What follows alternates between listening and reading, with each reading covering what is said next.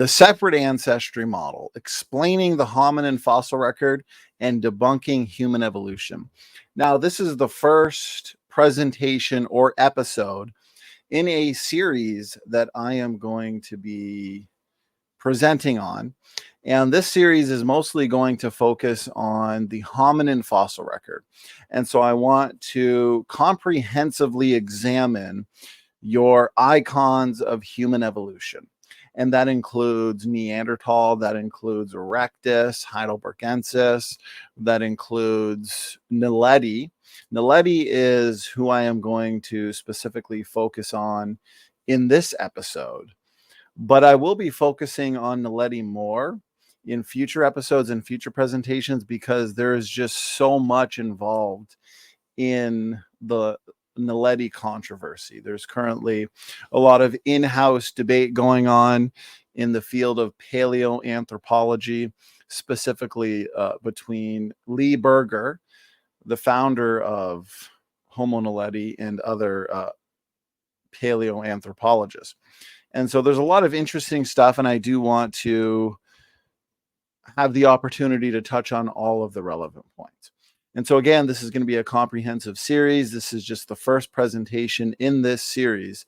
And so I plan on putting a lot of content out on this important issue, the hominin fossil record, but not only refuting human evolution and the evolutionist interpretations of the fossil record when it comes to these hominins meaning those fossils found directly in the human line.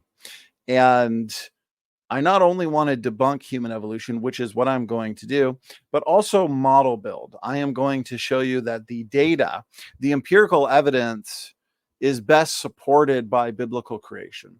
The most parsimonious answer in light of the data and the evidence that I will be presenting throughout this series is the separate ancestry model. And so let's get right into it, presented by Donny Budinsky. I'm the founder of Standing for Truth Ministries. You can find on our YouTube channels and websites several in-depth presentations on all things separate ancestry. That includes the genetic data that supports a literal Adam and Eve, a literal Noah, the Tower of Babel dispersal. I've written several books, two of them being on the endogenous retrovirus controversy, as well as special creation. In my book, Special Creation, I focus a lot on the evidence for a literal Adam and Eve from genetics. And so I highly recommend checking those out. I've also given thorough presentations on ERVs, on chromosome 2, and all of the genetic related arguments associated with the creation versus evolution debate. Okay, so what is the separate ancestry model? I'll quickly cover this as we move into specifically Homo Naledi when it comes to the hominin of choice, I guess you could say, for this specific presentation. So as you can tell here on this phylogeny, you've got humans, and they are not connected to any of the primates. That includes your orangutan, your chimp, gorilla, your Australopithecines. And so separate ancestry basically just means that humans were created independently and separate from any other form of life. And the universal common ancestry model would say all life, including humans, your primates, the evolutionary community or evolutionary taxonomists would consider humans as human apes, and they would consider your apes, like your orangutans, your chimpanzees, bonobos, gorillas, so on and so forth, as non-human apes. They would consider humans apes, essentially. And so as biblical creationists, we start from the book of Genesis, and the book of Genesis claims to be the history book of the universe. And the book of Genesis is very clear that God created two people, Adam and Eve, Adam being the first man, Eve being the mother of all living, and they were created separate from any other form of life. There's no hint in the book of Genesis of humans being related to chimpanzees and being related to other forms of life. And so if the Bible is true in its account of human origins and origins in general, then the scientific evidence and data should be consistent with the book of Genesis.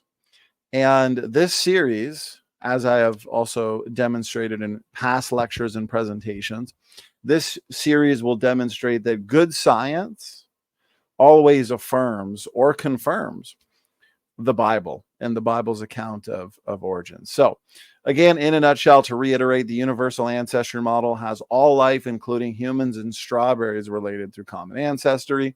They would say that our closest cousin or closest living relative on the universal phylogenetic tree of life are chimpanzees. And so they have humans and chimpanzees essentially going back to a common ancestor somewhere between 6 and 10 million years ago. And that is where we split.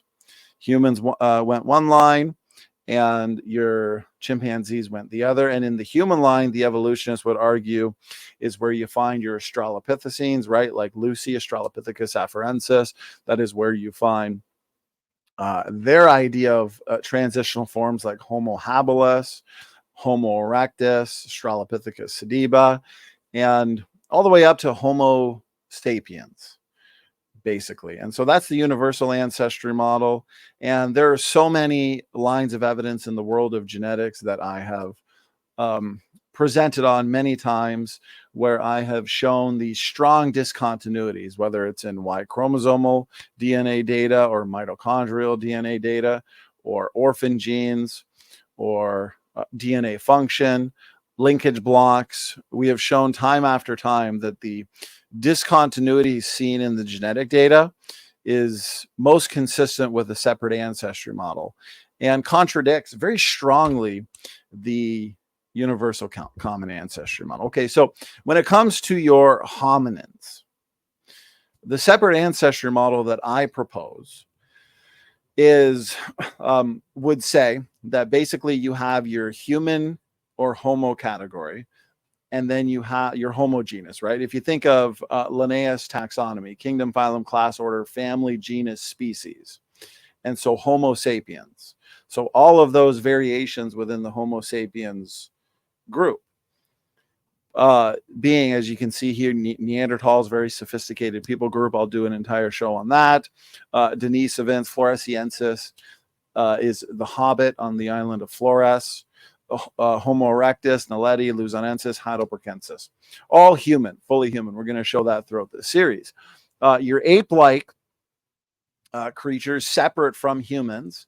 This would also comprise your Australopithecines, an extinct type of ape that would basically comprise your extant apes, but then also your extinct apes, including your Australopithecines. And then you've got your artificial species, your wastebasket taxon, which we'll touch on as well. I would put, in a way, Australopithecus afarensis. We'll talk about that in future episodes. Homo habilis, wastebasket taxon.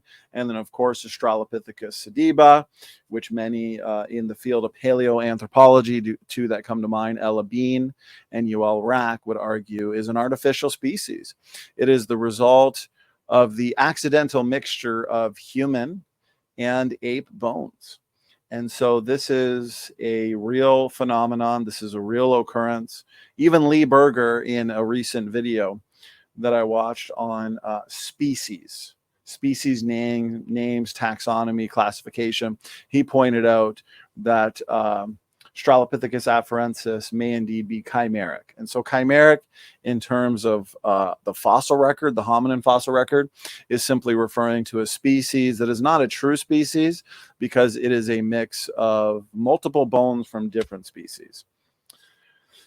In its most basic form, okay, we can break down the so-called hominin fossil record in terms of the fossils that we find as being either fully human, right? Like we obviously Homo sapiens, fully human, Neanderthals, fully human, Naledi, fully human, Hobbit, fully human, And so all of these variations within the humankind are fully human, but some comprise what's called atypical or anomalous features. And so those, as you will see, can be attributed to degeneration or pathology.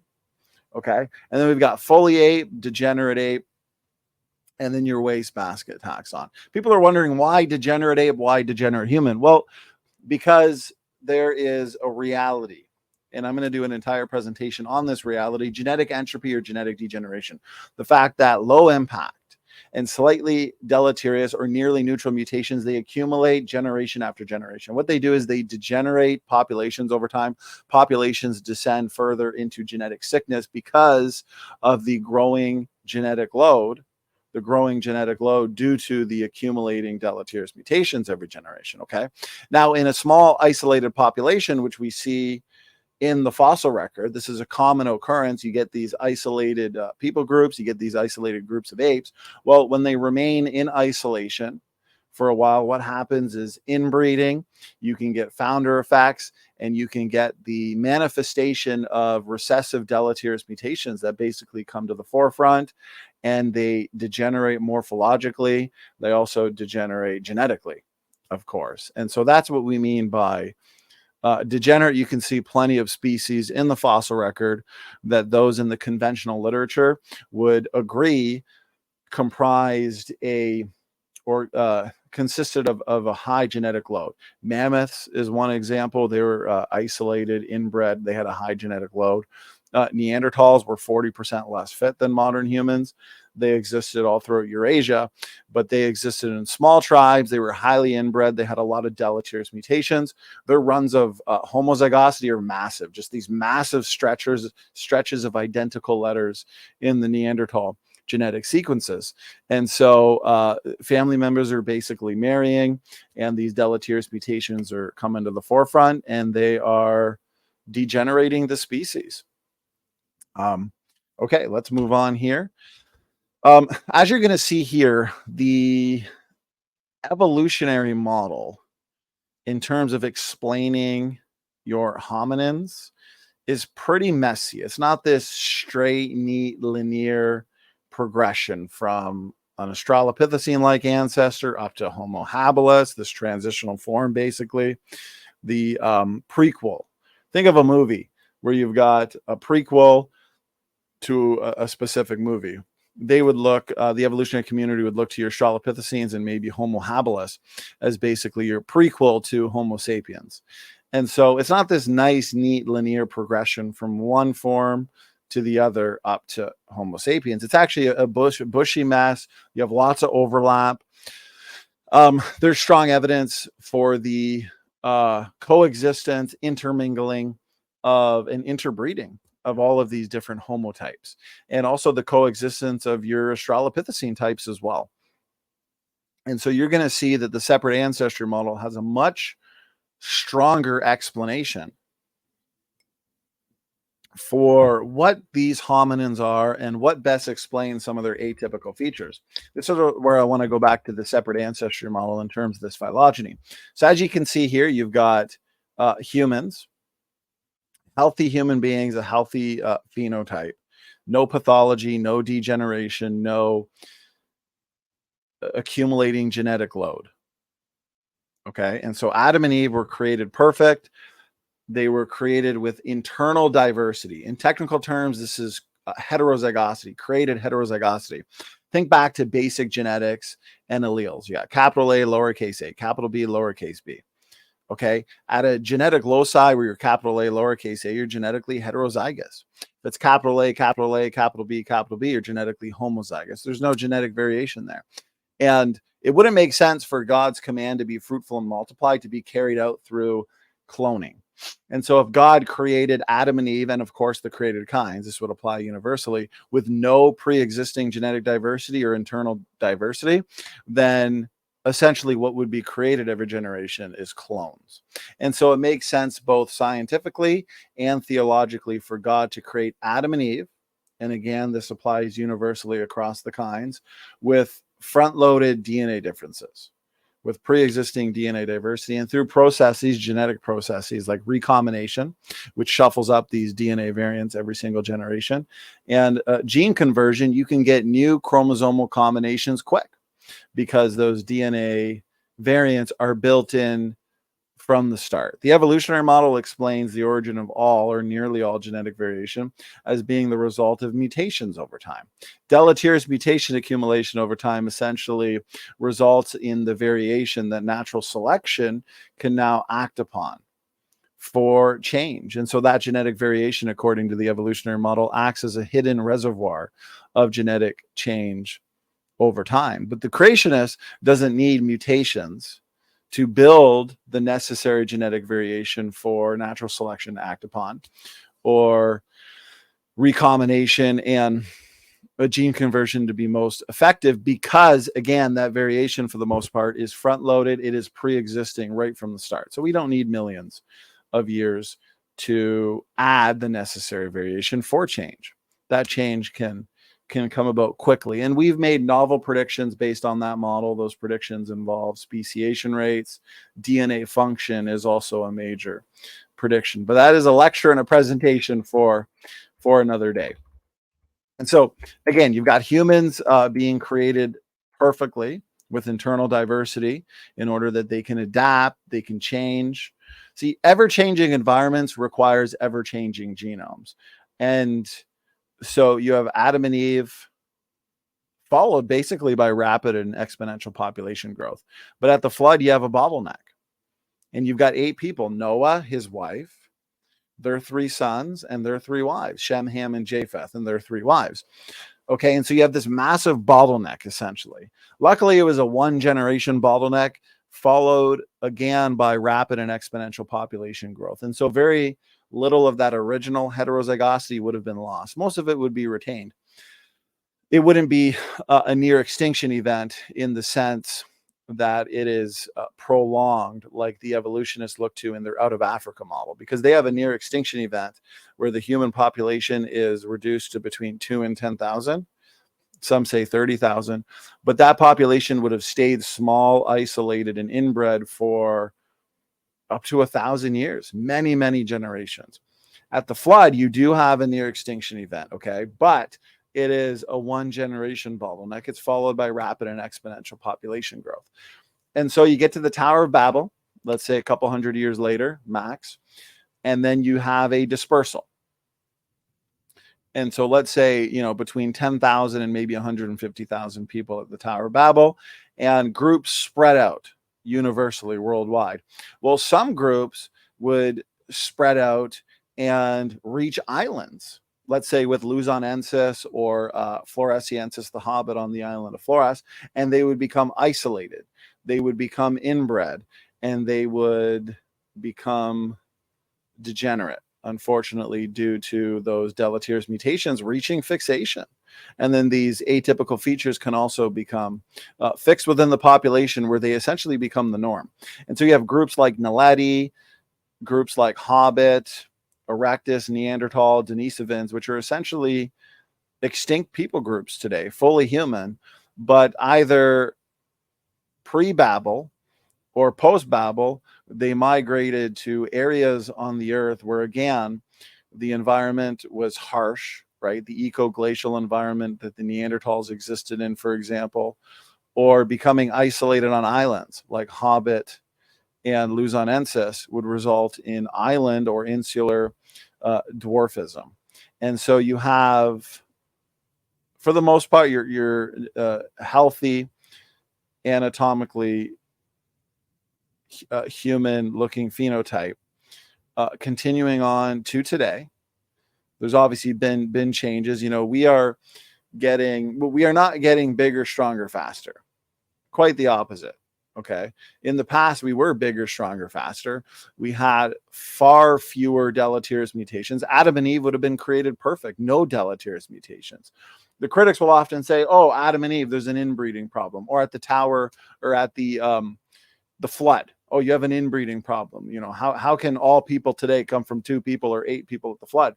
But what they're misunderstanding is the fact that inbreeding is a problem because it reveals the hidden reservoir of genetic mistakes that have been accumulating over time. But if Adam and Eve have no genetic mistakes and all the DNA differences there are created, they're design variants, well, then there's no inbreeding problems. There's no inbreeding related degeneration there. Okay, mutations have to accumulate for there to be a significant problem with inbreeding. And so what happens after the flood and after Babel is these people groups become isolated, and it allows for inbreeding to run its course, basically. And so we find these bones, we find these fossils, and a lot of them do have atypical features. And that is what this series is going to explain, is why these features are not necessarily primitive or pre-human or transitional. They are actually the result of pathology. They are the result of genetic degeneration. They are the result of founder effects. So that is, in a nutshell, that model. Now I really want to focus specifically on Homo Naledi. And so Homo Naledi is one of the more prominent examples, discovered in 2013 by Berger. You can see here on the cover of National Geographic, almost human. So that's what they'll say, is it's almost human, basically because most of Naledi's traits were clearly human. I mean, this includes the vertebra, this includes the hands, as we're going to see, the wrists, it includes the feet, parts of the upper and lower limbs, as well as just the proportions of the limbs in general, the body size and the shape of the skull, and also the shape of the jaw and the teeth, all clearly human. Okay. But there are a few, what the evolutionists would say, are primitive features. They'll say they're more Australopith-like. Okay. And so they're not derived. When you hear an evolutionist say derived versus primitive or basal, derived basically means a human trait. And primitive, they would argue, is a trait that is retained from an Australopith-like ancestor. Okay, more similar to the Australopithecines. And so there's a few features there that we will focus on. So no, I wouldn't say it's almost human. It's fully human in every way, as we're going to see. Okay, so here's a picture of the skull, basically. They had to derive a composite of the skull because it's mostly in fragments, pieces. But we'll talk about that. So anyways, again, Homo Naledi discovered in South Africa in 2013. Homo Naledi was discovered in the Rising Star cave system. Within that cave system, deep within it, actually, there's a chamber, the D. Naledi chamber. And so that's where Homo Naledi was specifically discovered. And Homo Naledi was named after the Rising Star cave system.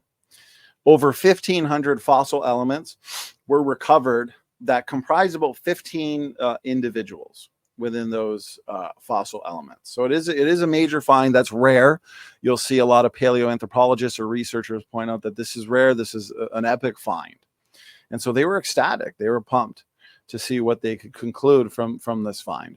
The Homo Naledi remains were found in a very challenging place within the Rising Star cave system to access. So this is where a big debate within the paleoanthropological community resides, because as a Cretaceous and the model that I hold to specifically, where you have these people groups migrating and becoming isolated, and what can result is these atypical features. There's no feature that these evolutionists can point to that can't be explained through founder effects, degeneration, inbreeding, pathology. The features that they want to say are transitional, essentially. Okay. So a lot of these environments that these so-called hominins existed in were mosaic environments. And so it makes sense that since environment can dictate morphology, we find some mosaicness, I guess you could say, to a lot of these variations within the humankind. And so there's an interesting debate, because where the Naledi remains were found, they're deep within this Rising Star cave system in this D. Naledi chamber. It appears that in order to get to where these remains were, you would obviously need fire. And it also looks like they were intentionally buried, which speaks to spirituality, right? The fact that they would be putting in all this time, work, energy, and effort to bury their dead, but bury their dead deep within the cave, and to get to where the remains are, you'd require fire, you'd require some kind of light. And so this speaks of intelligence, cognition, and sophistication. And so it seems like we're dealing with another example of a sophisticated people group. And it doesn't make much sense to say, well, this might be the result of a carnivore. You know, a carnivore basically brings its lunch or dinner into this cave.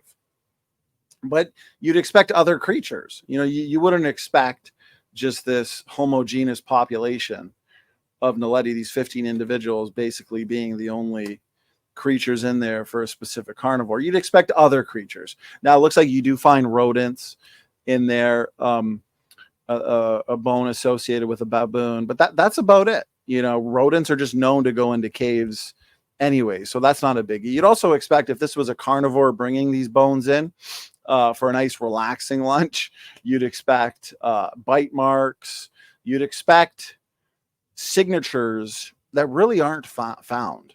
And so I find that it seems at this point, and Lee Berger has actually pointed out recently to some cave art or cave designs, basically. And there's a big in-house debate going on right now if this is legit. But, you know, I'm telling you, the most parsimonious explanation for how these remains seem to have gotten where they are, and just the way they're positioned as well, speaks to intentional burial. It speaks to a sophisticated people group that did what they did through the use of tools and fire. So this speaks to intelligence, which makes sense from the separate ancestry and biblical creation starting point. Anyways, Homo Naledi may have been a sophisticated people group, as I said. There is evidence for burials, tools, and carved symbols associated with Homo Naledi. This is currently being debated in the field of paleoanthropology. Endocast scans reveal Homo Naledi had a human brain. And so this is something that is very interesting, because basically these endocast scans that they have of the skull have revealed a very human a human brain organization or configuration. And so basically endocast scans of the interior of the skull's brain case can give us an idea into the brain's structure. And that's the importance of these scans. And the same thing has actually been done with Hobbit or Homo floresiensis,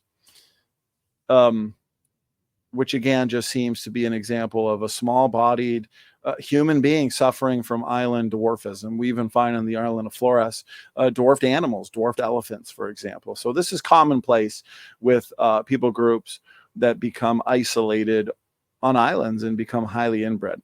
And so although Naledi and Hobbit's brains are very small, they're very minute, they're amazingly similar to modern human brains, is what they've discovered.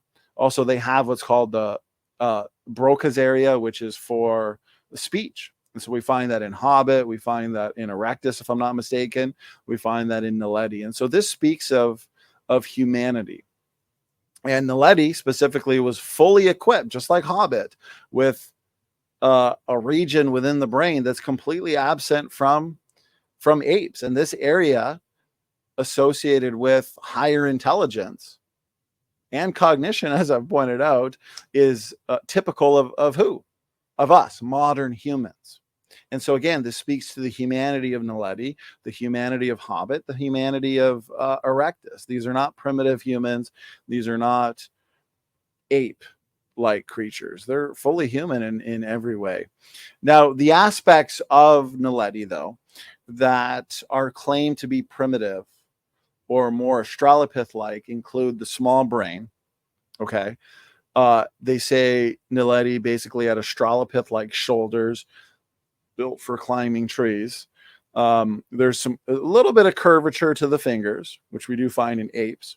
The hip, there's a bit of a flare in the iliac, and the widening of the lower rib cage, just to name a few. And these features are atypical or anomalous, but they do overlap with human variation. And none of these features are without an explanation in the world of, again, degeneration, pathology, inbreeding, founder effects. Okay. So as you can see here, researchers claim Homo naledi had a mosaic of traits. Basically, when you hear a mosaic of traits, you're looking at, they'll say the perfect mosaic. They say that of Sediba.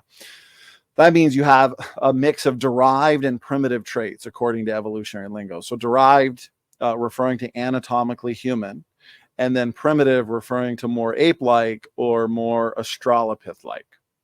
The brain size of Homo naledi ranged from 465 to about 555 centimeters. So Naledi was a small people, but it's no surprise that their brain is quite small, because smaller people tend to have smaller brain sizes. And so again, this is not flabbergasting by any means. Interestingly, natural selection, and I do have this as a point on this slide, but I want to touch on it real quick. Natural selection in isolated conditions, or in conditions associated with being stuck on an island, let's say with the Hobbit, natural selection prefers small brains, because brains are energetically costly. Brains require a lot of energy, a lot of resources. And so if you're stuck on an island and there's a lack of resources, a lack of food, a lack of nutrients, then typically over time, what happens is your brain, like we see with Hobbit and also with Naledi, because Naledi, I mean, you find 15 individuals in this cave. And so if they were deliberately burying their dead, then they probably did not exist in a very large population.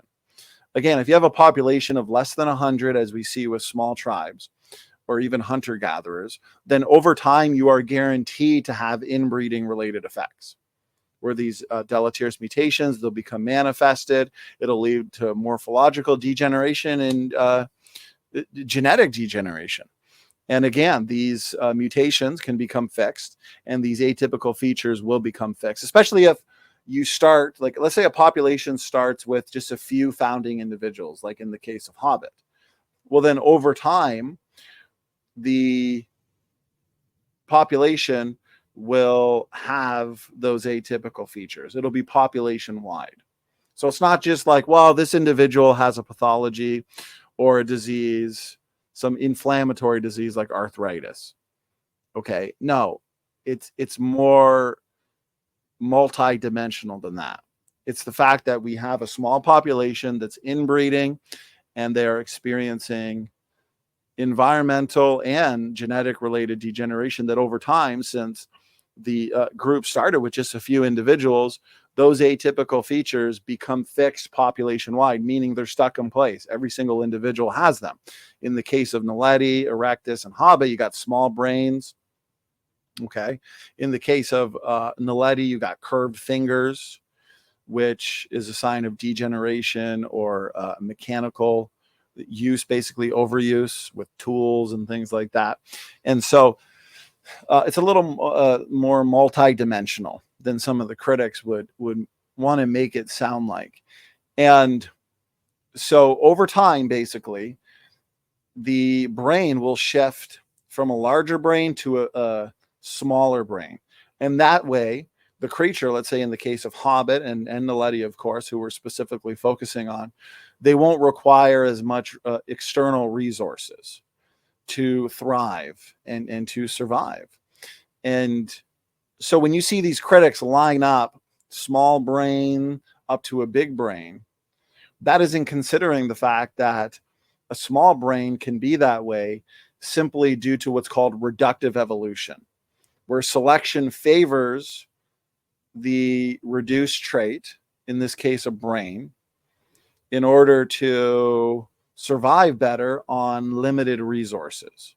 Because now the brain, being smaller, is not going to require as many resources, as much nutrients.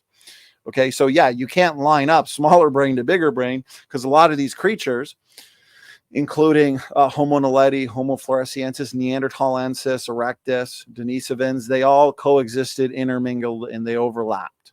So you can't take one that has a smaller brain and line it up to where you get to Homo sapiens that have a bigger brain. Neanderthals had a massive brain. You know, it's not neat and orderly like the evolutionists would want to make it sound. And so that's a commonality that we see in these isolated people groups. We see it with the islanders like luzonensis and Hobbit. Both had small brains, both had curved fingers, both were riddled with pathology and degeneration. We see it with erectus as well.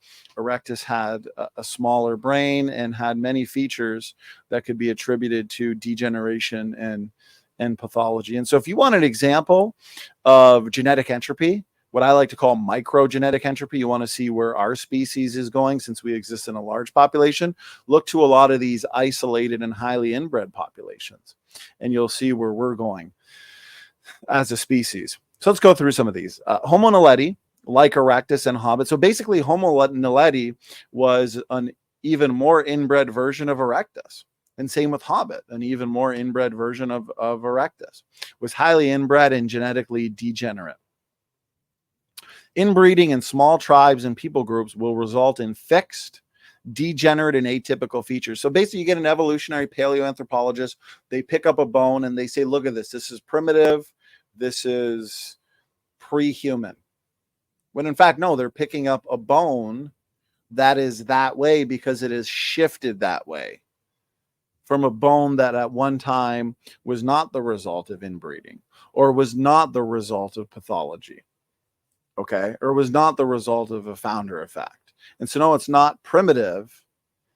It has altered. It has been modified from a form or a trait that was superior in many ways. Now, again, these are all fully human variations within the humankind. But this is the reality we exist in. We live in a fallen world, and unfortunately, mutations have been introduced into this world. And mutations are very harmful in small, isolated, and inbred populations. These features drift to fixation, meaning every individual within the population has these features. A lot of critics will say, you know, that's the point. The fact that all of the Naledi specimens have a small brain, that refutes your point. No, that actually demonstrates the validity and the strength of my point. Okay? And Christopher Rupe talks about this extensively, which we're going to get into soon, in contested bones. That's the point. That trait becomes fixed where every single individual in the population has that trait. That's what we're talking about. If a tribe or people group originate from just a few founding individuals while remaining isolated, there will be very strong genetic founder effects. This means that every such tribe would have its own unique appearance with its own specific set of atypical traits. That's what we see with Naledi, right? It has its own unique appearance with its own set of atypical traits. We find the same thing with Hobbit. We find the same thing with erectus. Neanderthal is a little different because Neanderthal was highly inbred, 40% less fit than modern humans, but this was the end stage Neanderthal. Neanderthal was adapted and built for a cold ecoglacial environment. And we've pointed out many times how environment can dictate morphology. Okay, we have millions of genetic switches called epigenetics, millions of genetic switches in our genome that are basically just waiting to be turned on due to the right environmental stressor or stimuli. And this is another strong factor at play in the so-called Hominin Fossil Record. The fact that the immediate post-flood and post-Babel world, these harsh environmental conditions, this shift in environmental conditions from the pre-flood world to the post-flood world, they were dictating a lot of the morphology of these humans. And so a human population, even if it's just a few, a small family, they get isolated on an island, let's say, with Hobbit, for example, then their environment, they're going to experience new kinds of mutations, different kind of environmental stressors and pressures than another people group that did not get stuck on an island after Babel and become isolated and highly inbred. And so we're going to expect that variation. There's a lot of variation in the humankind. Okay, put it that way. Natural selection, we talked about this, favors small brain size in isolated conditions. Every atypical feature of Homo naledi can be explained through degeneration and founder effects. Nothing about Naledi is transitional or primitive or pre-human. Naledi was fully made in the image of God. The endocast scans have revealed that as well. Can't be refuted. This means Naledi's distinctive features are best explained through inbreeding and physiological changes. Now, what I mean by physiological changes, those are essentially non-genetic and non-heritable modifications. And they're due to environment. Environment can dictate these kinds of changes and adaptations, right? The curved bones we see in Hobbit and also in Naledi and luzonensis, all isolated populations, all very inbred, that can be caused by mechanical stress from habitual tool use or climbing or the conditions associated with the environments that these isolated tribes existed in. And so no doubt with the amount of stress and the amount of competition to survive in that harsh world, there would be a lot of activities that could certainly result in curved finger bones. No surprise at all there. Okay, so here's a composite of basically a reconstruction of the Naledi skull. We've already pointed out earlier that endocast scans of the skull have revealed a very human brain organization. And a part of the brain exists in Naledi that doesn't exist in apes. Okay, this all speaks to the humanity of Naledi. Here is just a picture of all the different specimens and bones, the elements associated with the find. Okay, out of the over 1,500 recovered partial and complete bones, 737 of them were analyzed and reported. The holotype, the most complete Naledi skull to date, is shown in the center. It represents a composite skeleton assembled from bones belonging to multiple individuals, about 15 individuals they found. So let's focus on the hand. Okay, let's show why there's no doubt that Naledi is clearly human. And that Naledi, as we pointed earlier, is basically just an even more inbred erectus. Erectus was fully human. Erectus was a very sophisticated people group. Now, what we need to do to determine whether or not a creature like Naledi is human or ape is we need to look at the most well-preserved bones, those that have the diagnostic features largely intact. And it turns out with Naledi, the best intact and preserved bones are fully human. Have a look at the hand here, okay? This is Naledi's hand compared to a human hand. Just visually, there's not a large difference. Obviously, there's a difference in the size because Naledi was a small people group. Okay, here's Naledi hand, and here's a modern human hand. You can tell Naledi's hand is human because you have a very long thumb in proportion to shorter fingers, as you can see here, okay? This is unique to humans, and it gives us our ability to do pad to pad or tip to tip precision gripping. As humans, we can do this, right? And so just looking at the hand, looking at the features of the hand, the proportions, you're clearly looking at a hand that is fully human. The mandible, the jaw. Well, the overall morphological similarity basically between the mandible of, as you can see here, Homo naledi. Okay, you can find this analysis in Chris Rupe's must-read book, Contested Bones, also authored by Dr. John Sanford. Okay, so you got Homo naledi here, Homo sapiens here, modern Homo sapiens, Australopithecus afarensis, right, Lucy here from Ethiopia, and Anamensis here in D. Well, you can see here the overall morphological similarity between the mandible of Homo naledi and that of modern humans is clearly seen. You can see the similarities there, just like you see with the hand. Teeth are arranged in a parabolic or rounded arc shape, typical of humans. It is markedly different from the U-shaped mandibles of Australopiths. So here's your two Australopiths, and then here's your modern human. But then your your Homo Naledi, and very, very similar to modern humans. Let's have a look at the feet. So here's the feet of Homo Naledi, and right off the bat, you're going to be able to tell that you've basically got the large toe or hallux. Okay, how it's aligned with the other toes. It's not divergent like you would see in the ape, where the apes basically have these hands for feet where they can grip things and climb, and you don't find that with Homo Naledi. Homo Naledi's feet are clearly human. So here's Homo Naledi's foot compared to a modern foot. And so you could tell just basically by the way the feet bones are connected and the way the large toe is aligned with the other toes, we're looking at a very human foot.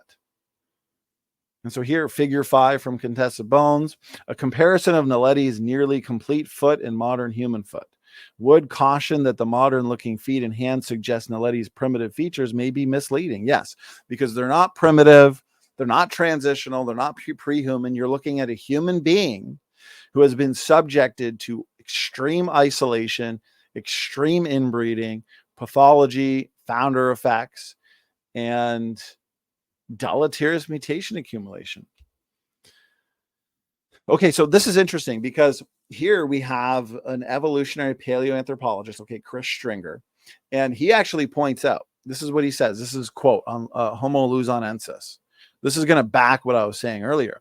After the remarkable finds of the diminutive, okay, the small Homo floresiensis, hobbit, were published in 2004, I said that the experiment, notice what he calls it, the experiment in human evolution conducted at Flores, the island of Flores, could have been repeated on many of the other islands in the region.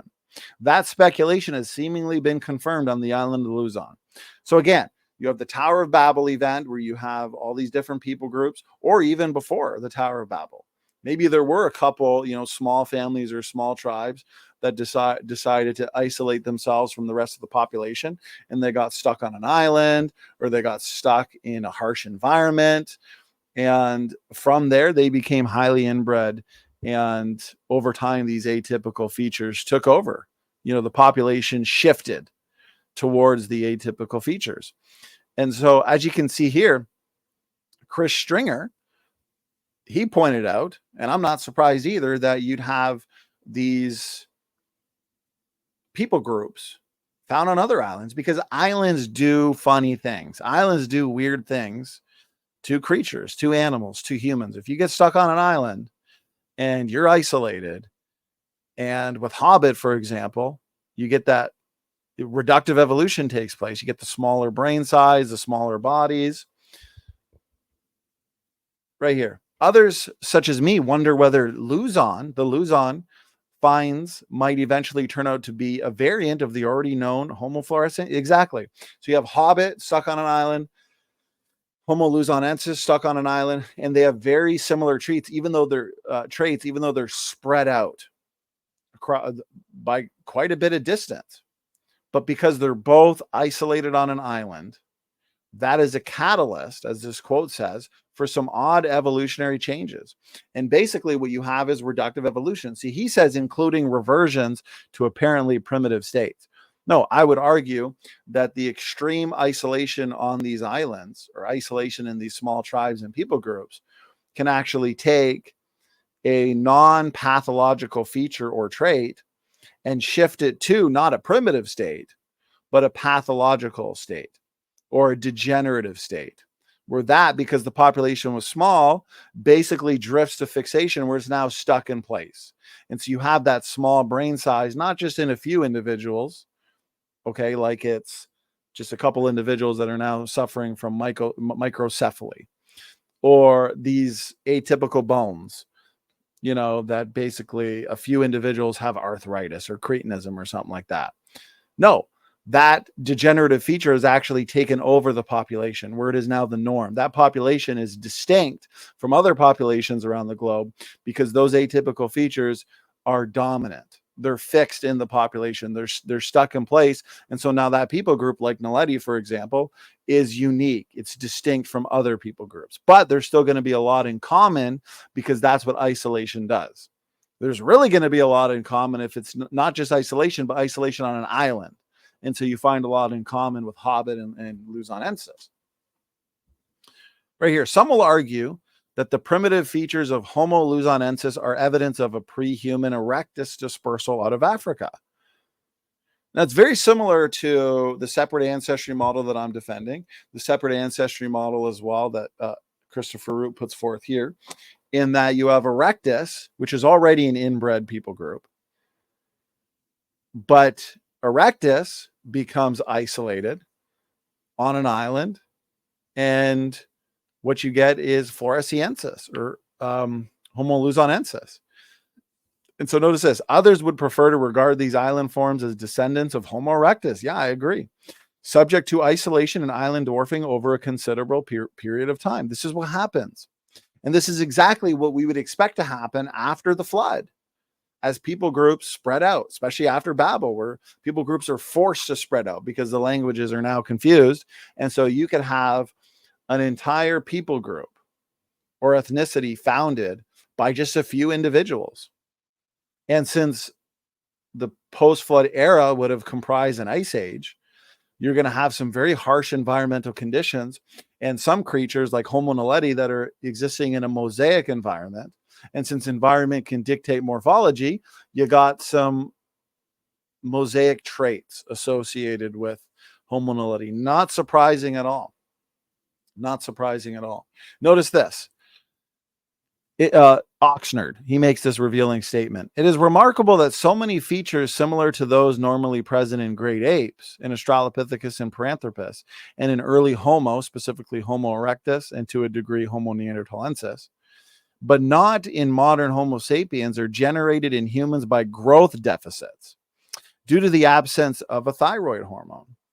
In other words, many of the pathological features of cretinism, notice this, there are pathologies specifically focusing on cretinism, but the bigger point is the fact that degeneration, pathology, disease, okay, can actually mimic the primitive characters of so-called evolution, making it easy to this is not a creationist, making it easy to mistake pathological features for primitive characters. And that's exactly what the evolutionary community is doing when they pick up a bone or look at a bone associated or a trait associated with Naledi or Hobbit erectus and say, this is primitive, or this is basal, this is not derived, this is more Australopith-like, when in fact, they are due to pathology. They are due to a group of people that before this shift took place, before fixation took over, this people group was not riddled with pathology. But that people group, due to isolation and inbreeding and mutation accumulation, shifted towards those atypical features where they're now dominant. They're found in every single creature. And then it's harder for the evolutionists because they see a people group like Homo Naledi, where all the individuals have a small brain. All the individuals have high placed shoulders. All the individuals have curved fingers. And so they're going to conclude that this is a pre-human. This is a primitive human, when in fact, no, this is the result of extreme founder effects. If a modern human with cretinism can have many pathological features, so you can find this little bit from an article on creation.com, The Puzzling Homo Naledi by Peter Line.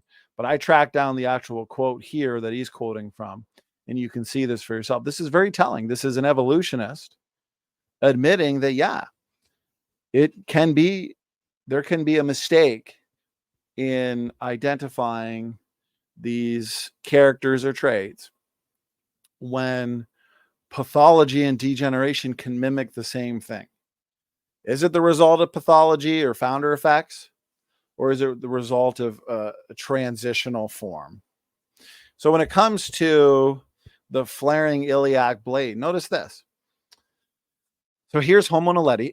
Naledi's pelvis displays a widely flaring iliac blade. So your evolutionists are going to say, oh, you know, this is primitive. This is not quite human, almost human, right? As Lee Berger says.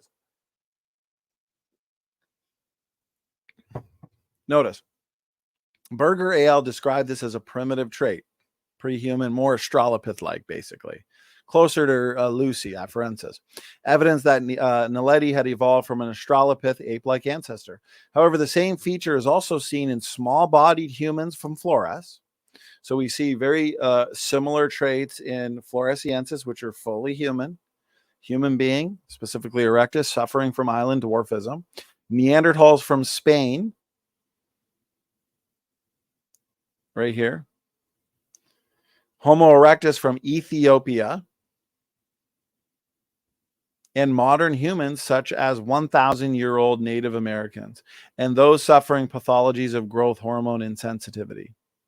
So here's the thing. As a lumper, rather than a splitter, because in the world of paleoanthropology, you have splitters that'll create a new species by any minute difference. It can be just a small difference in a skull cap, variation in a skull cap, and then they've assigned it to a whole different creature. Demonaci, okay, they found these skulls, Demonaci skulls, and they range in variation from what we see in terms of morphological traits in erectus, neanderthalensis, and heidelbergensis, but all found in the same pit of bones, showing that they coexisted, intermingled, interbred. Okay, and the point is humans have a lot of, even today there's a lot of variation. You can pick out 10 different humans. You can even pick out some humans that have some unfortunate diseases or pathologies, line them up, and there's going to be some massive differences. Okay, so Cretaceous are more like lumpers, where we take all these variations and we understand that there's a lot of variation and there's a lot of overlap and variation, even in the hip, the flaring iliac blade, and we put it all into the same group, the human group. Christopher Rupe here makes some good points. These findings support a major theme in contested bones. Co-authors Rupe and Sanford show that island dwarfing is a very real phenomenon, one that produces predictably similar looking features in isolated human populations. Island dwarfing and founder effects explain the independent reoccurrence. So you have the reoccurrence of these traits, but independently. It's not like Homo luzonensis met Homo floresiensis. No, they're separated. They're independent from each other, but those same pathological traits or degenerative traits are occurring. They're popping up. Okay, that's what he's saying here. The independent reoccurrence of certain anomalous traits seen in small-bodied human populations, including Homo Naledi, who we're talking about here, Homo floresiensis, and now in Homo luzonensis. All three species coexisted recently. That's what we would expect from the biblical creation model, is significant overlap, intermingling, coexistence. All three species lived in extreme isolation. You think this is a coincidence, evolutionists and critics, that these three species lived in extreme isolation? They were highly inbred. And guess what? They developed certain unique features to themselves and their specific conditions that they existed in. The small stature, right? The small bodies, the small brain size, curved fingers and toes. But we looked at the hands and we looked at the feet of Naledi, and they're clearly human in every way. And all three species are true humans, Homo sapiens. Finger curvature and other superficial differences, like Berger and the evolutionists have pointed to in Naledi specifically, seen in extremely isolated human populations, are best explained by inbreeding. Nevertheless, some argument, we're going to start winding it down here. Hope this has been informative. There's a lot here, guys. There's a lot here. This is just Naledi, really. Some arguments might be used to suggest that Homo Naledi is not human. For example, it might be claimed that the curvature of some bones in the hands and the feet, flaring hips, and small brain volumes suggests Homo Naledi is less than human. However, these secondary anatomical features of Homo Naledi they're not unique. They're also seen in humans. Modern humans can develop curved fingers due to heavy use in climbing, even spelunking, or from habitual tool use. Remember, after the flood, everything was lost for the most part. And so what you're going to have for the next 1,000 years is the rekindling of culture and society and civilization. And so you're going to have a mini stone age, you can say, where you have a lot of tools being used because everything was destroyed pre-flood. And so you'd have some people groups that become isolated and there's habitual tool use, not to mention the fact that they're isolated and inbred. And over time, more and more mutations are accumulating and manifesting. And so what happens is a shift towards the curved fingers. Modern humans with pathologies can have flaring hips. Also, as is also seen in the pathologic modern human Homo floresiensis, again, that's Hobbit, and also in some examples of Homo erectus and Neanderthal. Lastly, humans can have body size and brain volume comparable to Homo naledi. So-called primitive humans are inbred subpopulations. Unfortunately, some of our human diversity arises from pathology. And remember, the pre-flood world would have been much more diverse. Pre-flood humans would have been much more diverse. And then you have the flood event where you're down to 8 people, but these isolated events that take place in these people groups, what you're going to have is severe reductions in genetic diversity. And so, yes, those people groups are going to be distinct from, let's say, your main people groups that didn't become severely isolated and inbred. Okay. Geneticists now know that the human race is accumulating harmful mutations at an alarming rate. Approximately, the mutation rate is 100 new mutations per person per generation. Notice this. This degenerative process accelerates whenever a small population is reproductively isolated for many generations. This results in inbreeding and accelerated mutation accumulation. This is what we see in Naledi, floresiensis. This is what we see in erectus, luzonensis. Furthermore, when just a few closely related individuals start a new and isolated population, the result will be founder effects, whereby their descendants will manifest the genetic peculiarities, these anomalies that the evolutionists want to say are transitional or primitive or pre-human. No, they're not. And defects of the founding individuals. Now they're stuck in place. Now everybody in the population has them. We propose that founder effects, inbreeding, and genetic degeneration gave rise to the anomalous populations we now call Neanderthals, erectus, Hobbit, and Naledi, not evidence for human evolution. Interestingly, paleo experts are now drawing attention to these populations, which are now being described as living in isolation and inbred. Notice this, guys. Neanderthals lived in the harsh climate of glacial Europe, where only a sparse population would survive. Basically, a small population would survive by hunting.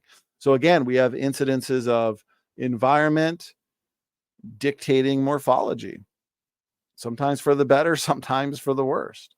Naledi lived among the caves of the South African wilderness. Hobbit lived in the remote Indonesian island of Flores. Each of these settings would lead to founder effects, isolation, and inbreeding. These things would lead to genetic pathologies and anomalous skulls. This would lead to many deleterious mutations arising and becoming what? Fixed, meaning they're stuck in place.